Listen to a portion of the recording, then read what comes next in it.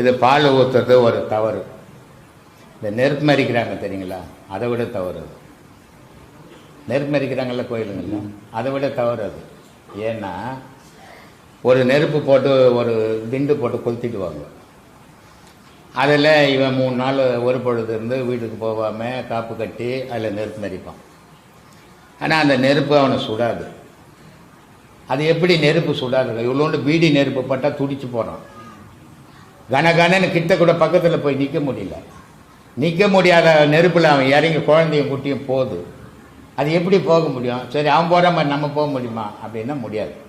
ஏன் முடியாதுன்னா, நமக்கு எண்ணமே இது சுடுமே, இது நெருப்பாச்சே அப்படி நினச்சிக்கினே இறங்குவோம்.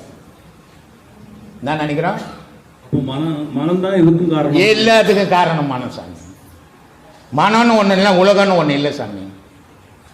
அப்போது அவன் என்ன நினச்சிக்கிறான், அம்பாள் இது என்ன சுடாது, டப டபன்னு இறங்கி ஓடிடுறான். அவனை சுடலை. ஆனால் இதில் என்ன மாதிரி அவனை ஆவாதவன் நின்றுப்பான்.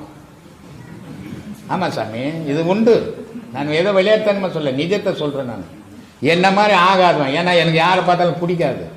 இவன் நெருப்புல எல்லாம் போய் பேர் எடுத்துன்னுக்கிறான். இவனை எப்படியாவது கெடுக்கணும். என்ன பண்ணுறதுன்னு நான் போய் ஒரு 2 கிலோ சர்க்கரை வாங்கி வந்து எவனுக்கும் தெரியாத அந்த நெருப்பில் தூவி விட்டுடுவேன்.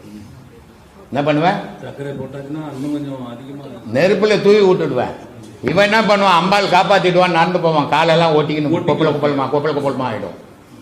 இது இங்கே அம்பாலும் செய்யல, இவன் மனுஷன் செய்யல, மனுஷன் செய்தான். புரிஞ்சுதா?